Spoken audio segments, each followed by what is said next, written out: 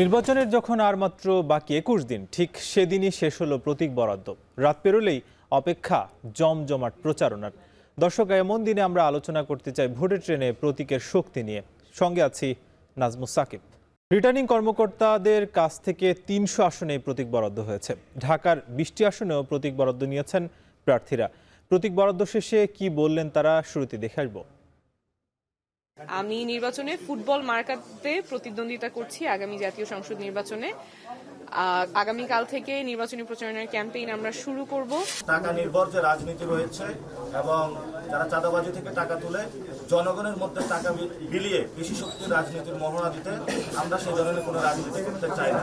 Level playing field নিশ্চিত করা, চিহ্নিত সন্ত্রাসীদেরকে গ্রেফতার করা, অবৈধ অস্ত্র উদ্ধার করা সহ যারা নির্বাচনে অংশগ্রহণ করেছেন তাদের নিরাপত্তা নিশ্চিত করা, বিশেষ করে বাংলাদেশ জামাত ইসলামীর আমিরে জামাত সহ আমাদের শীর্ষ নেতৃবৃন্দ সহ দেশবাসী সবাইকেই যথাযথ নিরাপত্তা দেওয়ার জন্য আমরা নির্বাচন কমিশন এবং অন্তর্বর্তীকালীন সরকারের সাথে সম্পৃক্ত যারা আছেন তাদেরকে আমরা আহ্বান জানাচ্ছি।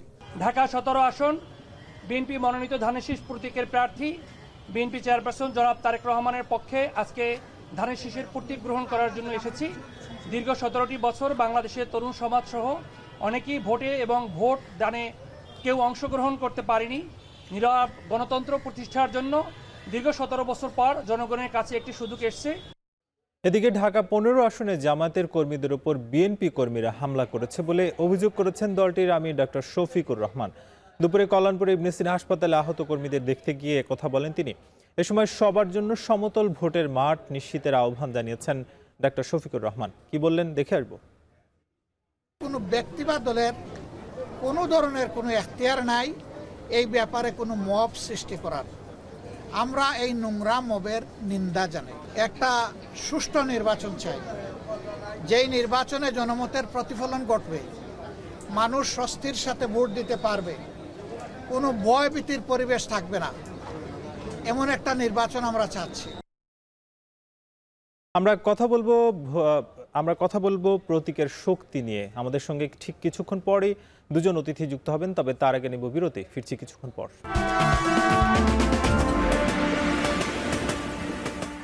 বিরতির পর স্বাগত, দেখছেন ভোটের ট্রেন। আমরা বিশ্লেষণ শুনবো আজকের আমাদের বিষয় প্রতীকের শক্তি। আলোচনাকে সম্প্রসারিত করতে স্টুডিওতে আছেন ইসলামী আন্দোলন বাংলাদেশের কেন্দ্রীয় প্রচার ও দাওয়া সম্পাদক শেখ ফজলুল করিম মারুফ, এবং আমাদের সঙ্গে আছেন জাতীয় নাগরিক পার্টি এনসিপির যুগ্ম মুখ্য সমন্বয়ক অ্যাডভোকেট শাকিল আহমেদ। দুজনকে আমরা স্বাগত জানাচ্ছি। আমরা একটু অ্যাডভোকেট শাকিল, আপনাকে দিয়েই শুরু করতে চাই যে আপনারা তো আসলে দীর্ঘ একটা লড়াই সংগ্রামের পরে প্রতীকটা পেলেন, শাপলাকলি। শাপলাকলির শক্তি আসলে কতটা? RICL TMX, যুগের পর যুগ স্থাপনা থাকে মজবুত। VRM প্রযুক্তির RICL TMX। জি, ধন্যবাদ আপনাকে এবং যে দর্শক দেখছেন। শাপলাকলি এরকম একটি প্রতীক, যে প্রতীকটা পাওয়ার আগেই দেশের সকল মানুষ জেনে গেছিল যে শাপলা প্রতীকে আমরা ইলেকশন করছি। আমাদের শাপলা আমাদের চাওয়া ছিল, কিন্তু ইলেকশন কমিশন ভালোবেসে আমাদেরকে শাপলার সঙ্গে একটা কলিও দিয়েছে, শাপলাকলি। এখন এই শাপলাকলির দুটি মূলত শক্তি আছে। একটি শক্তি হচ্ছে যে খুবই সহজভাবে চেনা যায় বা সহজভাবে নামটা মনে রাখা যায়, তো এটা একটা ইজি ওয়েতে আমাকে কলিটা চেনা সহজ। দ্বিতীয়টি হচ্ছে আমাদের প্রতীক বরাদ্দের আগেই, অর্থাৎ যখন আমাদের নিবন্ধন হলো দলের, নিবন্ধনের আগেই মানুষ জেনে গেছে আমার দলের নাম, আমার প্রতীকের নাম। এই যে একটা বড় আমাদের জন্য পাওয়া হয়েছে। বাংলাদেশের আমার মনে হয় 100% মানুষ এনসিপির নাম জানে, শুনেছে, জানে, প্রতীকের নাম জানে, অত কিছু কম বেশি হতে পারে। এই শক্তিটা আমাদের জন্য বড় বিষয় যে আমরা খুব অল্প সময়ে একটি দল গঠন হয়েছে, সকল মানুষ আমাদের নাম জানে, প্রতীক জানে, এবং যেটি ইলেকশনে আমাদের এই যে অল্প সময় প্রচারণাতেও আমরা আশা করছি অন্য দলের মতো করেই বা অন্য দলের সাথে ফাইট করেই আমাদের প্রতীকটাও অন্যদের চাইতে বেশি এস্টাবলিশমেন্ট করতে পারবো।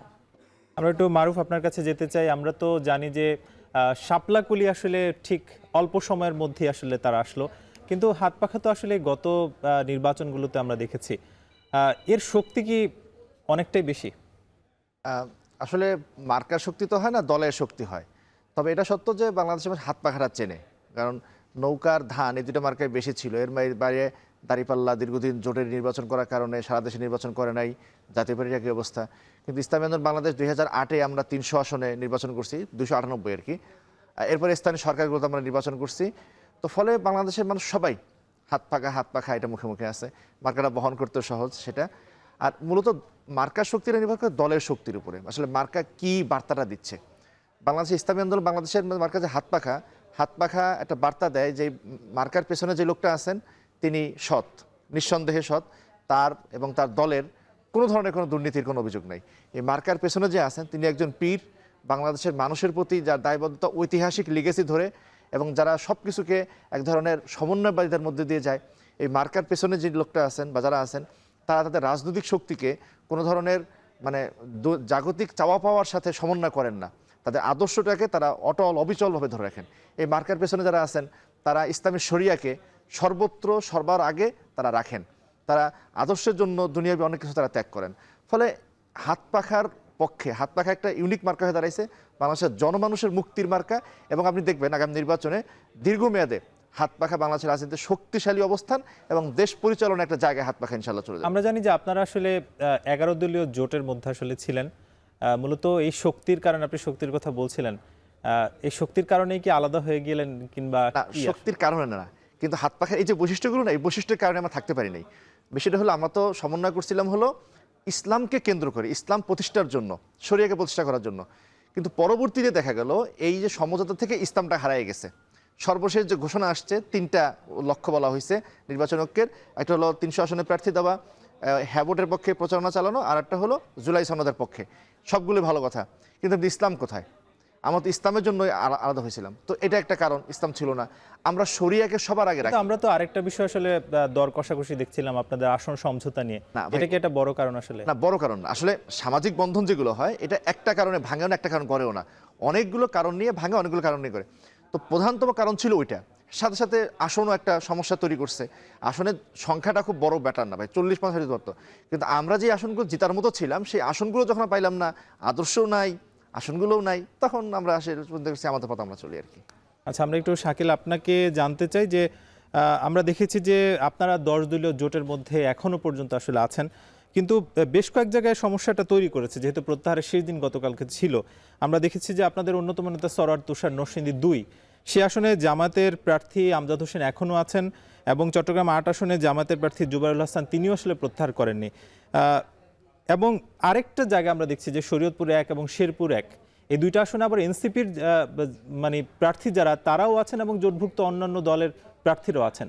এটা কি একটা সমস্যা তৈরি করছে কিনা? আমাদের চট্টগ্রাম ইতিমধ্যে জামাতের প্রার্থী ঘোষণা দিয়েছেন যে উনি ইলেকশনে থাকছেন না, ঘোষণা হয়ে গেছে।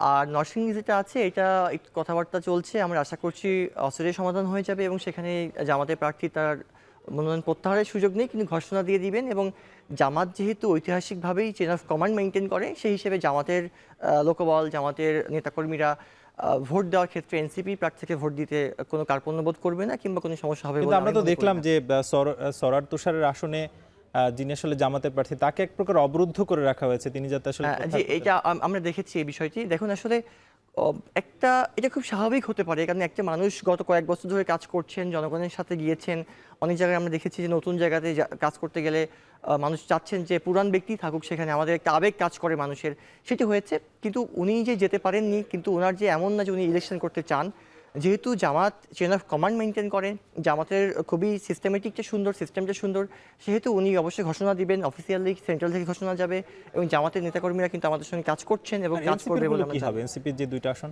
এনসিপি যে 2টো আছে, আমরা তাদেরকে ইতিমধ্যেই মানে বলে দিয়েছিলাম যে তারা যেন প্রত্যাহার করেন, কিন্তু ওনারা কোনো একটি কারণে প্রত্যাহার করতে পারেননি।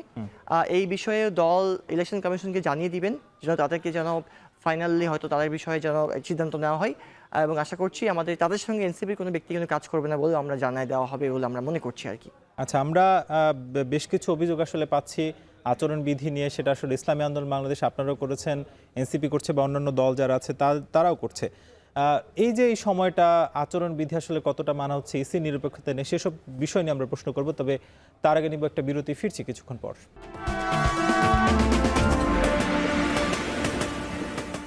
বিরতির পর আবারও স্বাগত, আপনারা দেখছেন ভোটের ট্রেন্ড। আমরা আলোচনা করছি প্রতীকের শক্তি নিয়ে। আলোচনাকে সম্প্রসারিত করতে আমাদের সঙ্গে যুক্ত আছেন ইসলামী আন্দোলন বাংলাদেশের কেন্দ্রীয় প্রচার ও দাওয়া সম্পাদক শেখ ফজলুল করিম মারুফ, এবং আছেন জাতীয় নাগরিক পার্টি এনসিপির যুগ্ম মুখ্য সমন্বয়ক অ্যাডভোকেট শাকিল আহমেদ। দুজনকে আবারও স্বাগত জানাচ্ছি। আমরা একটু মারুফ আপনার কাছে যেতে চাই যে আমরা তো আপনাদের দেখছিলাম যে বারবার বলছিলেন যে এবার আসলে ইসলামিক যে জোট সেটা আসলে এক হতে যাচ্ছে এবং এক বক্সে আসলে আপনারা ভোট করতে যাচ্ছেন। আপনারা যখন জোট থেকে বেরিয়ে গেলেন সেখানে আমরা দেখছি যে সিরাজগঞ্জে 20 জন কর্মী জামাতে যোগ দিয়েছে। ভোলার চরফেশনের যিনি সভাপতি তিনিও জামাতে যোগ দিলেন। এর মানে কি, মানে আপনাদের দলের যারা আসলে কর্মী আছেন তারা কি এটা নিয়ে মনক্ষুণ্ণ? আচ্ছা, আলহামদুলিল্লাহ। এই যে নিউজগুলো আসছে না, নিউজগুলো সত্য না। প্রত্যেকটা আমি যাচাই করে দেখছি, প্রত্যেকটা নিউজই ভুল।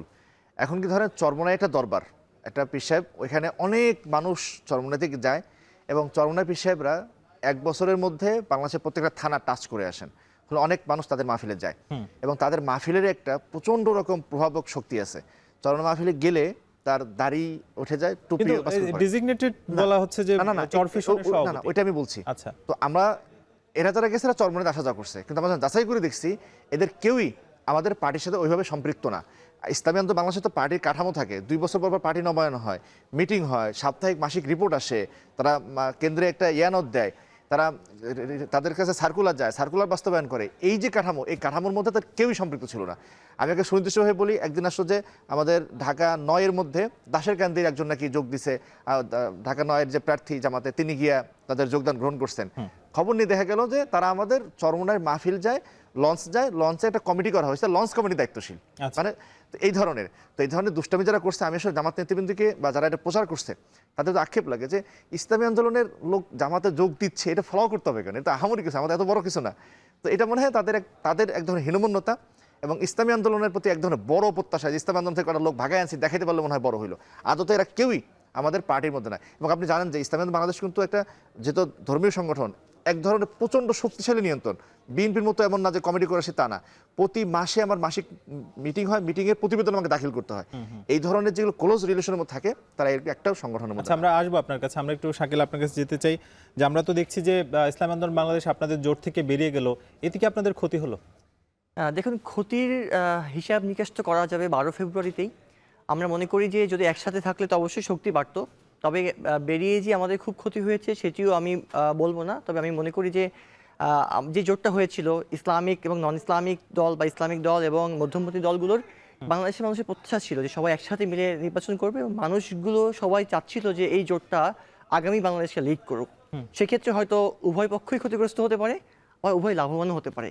পুরোটা নির্ভর করবে 12 ফেব্রুয়ারি পর্যন্ত অপেক্ষা করতে হবে। সাম্প্রতিককালে আমরা দেখেছি যে নাসির এবং নাহিদ দুজনই আসলে একটা নোটিশ পেয়েছেন যে প্রচারণার জন্য, কি বলবেন? দেখুন, এইটি পুরোটাই একপেশে এবং এটি ইসির কিংবা রিটার্নিং কর্মকর্তার একচোখা একটা কর্মকাণ্ড বলে আমি মনে করছি। নাহিদের যেই শোকজ করা হয়েছে সেখানে শুধুমাত্র নাহিদের ছবি দেওয়া আছে আর বলা আছে গণভোটে হ্যাঁ দিন। সেখানে এনসিপির নামও লেখা নাই, সেখানে শাপলাকলি প্রতীকের কথা বলা নাই। তাহলে যেখানে গণভোট রাষ্ট্র নিজেই প্রচার করছে, সেখানে আমি এই রাষ্ট্রের নাগরিক বা আমি এই রাষ্ট্রের জনপ্রতিনিধি হওয়ার জন্য কাজ করছি, আমি প্রচার করতে গেলে যদি শোকজ খেতে হয়, এটি আইনের কোন ধারায় আছে এটা আমি জানতে চাই ইসির কাছে। এক। দ্বিতীয়টি হচ্ছে, যখন আরেকটি দলের প্রধান আসার কারণে বাংলাদেশের প্রত্যেকটা জায়গায় ছেড়ে গেল তার ছবি দিয়ে, তার দলের নাম দিয়ে, সেটি কি সেমভাবেই শোকজ হওয়ার মতো নয়? তৃতীয় হচ্ছে, বর্তমানে দেখছি যে বিএনপির লোকজন তারা ফ্যামিলি কার্ড নামে একটা কার্ড বিক্রি করছেন মানুষের কাছে ভোট দেওয়ার জন্য, ভোট চাচ্ছেন। এটি কি শোকজের মধ্যে নয়? 100% শোকজের মধ্যে পড়ে। অথচ ইসি তাদেরকে শোকজ করা তো বালাই নাই, বরং ইসি তাদেরকে আরো এক্সেলারেট করছে, আরেকটু তাদেরকে বেশি হাওয়া দিচ্ছে, না আপনারা করেন, বা বলছে এটা তো আচরণবিধি লঙ্ঘনের মধ্যে পড়ে না। আর অপরদিকে আমরা রাষ্ট্রের কাজকে সহজ করার চেষ্টা করছি, আমাদেরকে আচরণবিধি লঙ্ঘনের কথা বলা হচ্ছে। এটি পুরোটা একপেশে বলে আমি মনে করছি। সেক্ষেত্রে কি মানে ইসি কি একটা লেভেল প্লেইং ফিল্ডের মধ্যে আসলে নাই, কি বলবেন? এখন পর্যন্ত আমি মনে করি লেভেল প্লেইং ফিল্ড তৈরি হয়নি বাংলাদেশে, কারণ ইসির কর্মকাণ্ড এবং ইসির যে কার্যক্রম পুরোটাই একপেশে হয়েছে এবং পুরোটাই একচোখা হয়েছে। আমি একটু উদাহরণ দিয়ে বলি, ইসিতে যে আপিল শুনানি হয়েছে মনোনয়ন প্রত্যাশী বা মনোনয়ন বৈধ অবৈধতা নিয়ে, আপনি জেনে থাকবেন, দেখেছেন মিডিয়ার কল্যাণে, সেখানে আমি উপস্থিত ছিলাম, প্রত্যেকদিন উপস্থিত ছিলাম ইসির শুনানিতে। বাংলাদেশের দ্বৈত নাগরিকত্ব এবং ঋণ খেলাফি নিয়ে ইসি তার আপিলে যেই পরিমাণ ন্যাক্কারজনকভাবে আদেশ দিয়েছেন, বাংলাদেশের ইতিহাসে আইন ভঙ্গ করে এরকম আদেশ দেওয়াটা কোনোভাবেই উচিত ছিল না কিংবা সুন্দর ছিল না। জুলাই পরবর্তী বাংলাদেশে আমরা এটা আশাই করি নাই যে আইনের বরখেলাপ করে ইসির মতো একটি সরকারি ইনস্টিটিউট এরকম কাজ করবে এবং সেটি নিয়ে আমরা বারবার কথা বলেছি, কিন্তু ইসি এই বিষয়ে ভ্রুক্ষেপ করেনি, বরং ইসি বলেছেন কি আমরা একটা স্ট্যান্ড নিয়েছি, আমরা এটা করতে চাই। আমরা এটা বলেছি যে আপনি আইনের বাইরে গিয়ে কোনো স্ট্যান্ড নিতে পারেন না, আপনার আইনে ক্ষমতা দেয়নি। তারা সংবিধানকে লঙ্ঘন করে, সংবিধানকে বাইপাস করে তারা নিজের মতো করে স্ট্যান্ড নিয়ে কিন্তু এই দ্বৈত নাগরিকদেরকে এবং ঋণ খেলাপিদেরকে ইলেকশন করার বৈধতা দিয়েছে, যেটি বাংলাদেশের মানুষ মেনে নিবে না। আচ্ছা, আমরা একটু মারুফ আপনার কাছে সবশেষ একটু যেতে চাই যে আপনারা তো 32টা আসনে আসলে প্রার্থী দেননি, সবশেষ দেখলাম। তো সেক্ষেত্রে এই 32টা আসনে কি আপনারা কাউকে আসলে সমর্থন দেবেন? আচ্ছা দিব, তার আগে একটা বলো যে বাংলাদেশের ইসি এবং সরকার একদিকে ঝুঁকে গেছে। সেটা কোন দিকে? সেটা হলো 3 দিকে, জামাত, বিএনপি, এনসিপি। তাদেরকে নিয়ে তারা জাতিসংঘে গেল। গতকালকে বোধহয় একটা জাদুঘর পরিদর্শনে গেছে, তারা 3 জনকে নিয়ে গেছে। উনি যেন বলেই দিচ্ছে যে এদের মধ্যে সরকারি দল, বিরোধী দল। তো এইখানে সবচেয়ে বড় তারা পক্ষপাতটা করতেছে। এটার বিচার বাংলাদেশের মানুষ ভোটের মাধ্যমে দিবে। আর বাকি যে আসনগুলো এখন হলো 100, আমরা 59টাতে আমরা ইলেকশন করি, 259টাতে, 61টাতে, 41টাতে আমরা থাকছি না। তার মধ্যে 2টাতে আমরা তো মামুন সাহেবকে সমর্থন দিয়েছি।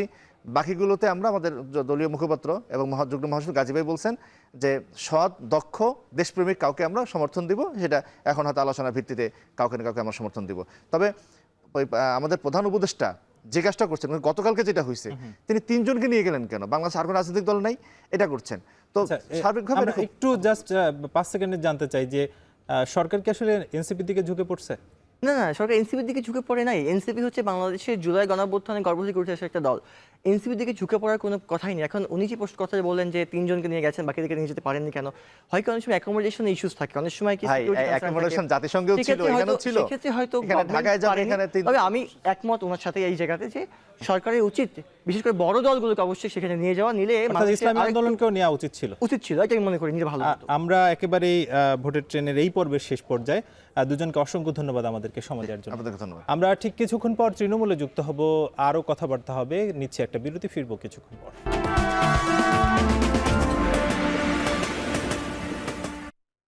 বিরতির পর স্বাগত। আপনারা দেখছেন ভোটের ট্রেন। আমাদের সঙ্গে প্রান্তিক অঞ্চলে এবার যুক্ত হতে চাই, জানতে চাই প্রতীকের শক্তি নিয়ে।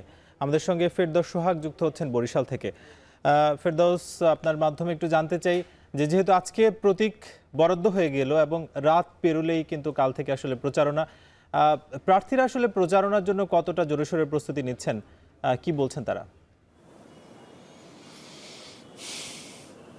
আপনাকে অসংখ্য ধন্যবাদ। আমাদের সঙ্গে এই আলোচনায় যুক্ত হয়েছেন জেলা বিএনপির সদস্য মারিয়া মুন্নি, আমার রয়েছে বাম দিকে, আমার ডাম দিকে রয়েছেন রফিকুল আলম, তিনি হচ্ছেন সুজনের সম্পাদক। দুজনকেই আমরা স্বাগত জানাচ্ছি। মারিয়া মুন্নি, আপনি যদি আমাদেরকে বলেন যে আগামীকালকে তো শুরু হচ্ছে প্রচারণা, তো বরিশালে বিএনপির প্রচারণাটা কিভাবে আপনারা শুরু করতে যাচ্ছেন, আপনার কাছ থেকে একটু শুনতে চাই। ধন্যবাদ। বাংলাদেশ জাতীয়তাবাদী দল সমস্ত বাংলাদেশ তথা সারা বিশ্বে খুব জনপ্রিয় একটি দল হিসেবে পরিচিত এবং এই দেশে অসংখ্য নারী ভোটার রয়েছে এবং আগামীকালকে আমাদের দুপুর 1টায় দোয়া মোনাজাতের মাধ্যমে ভোটের ক্যাম্পিং শুরু হবে এবং আমরা যারা নারীরা রয়েছি, বিশেষ করে দলের কর্মী হিসেবে যারা আছি, আমাদের এখানে যে কমিটি করা হয়েছে সেখানে অসংখ্য নারীদেরকে অন্তর্ভুক্ত করা হয়েছে এবং আমরা নারীরা যারা আছি এরা ডোর টু ডোর যাব, ধানের শীষের পক্ষে কাজ করব এবং নারীর ভোটার সংখ্যা খুবই বেশি, বরিশালও সারা বাংলাদেশি নারীদের ভোটার সংখ্যা বেশি এবং বরিশালও একই অবস্থা এবং আমরা অনেক আগ থেকেই বিভিন্নভাবে ক্যাম্পিং করে গিয়েছি এবং কিন্তু আগামীকালকে ধানের শীষের প্রতীক নিয়ে আমরা ডোর টু ডোর যাব, মাদের কাছে যাব, বোনদের কাছে যাব এবং তাদেরকে আগামীতে যেহেতু তারা অনেক বছর ধরে ভোট দেয়নি, ভোট দেওয়ার অভ্যাসটা অনেকের মধ্যে চলে গিয়েছে, তো তারা ভোট দিতে যখন আসে সকাল সকালে এসে ভোট দিবে, আমার ভোট আমি দেবো, যাকে খুশি তাকে দেবো, এই স্লোগান নিয়ে আমাদের আর কি প্রচারণা হবে।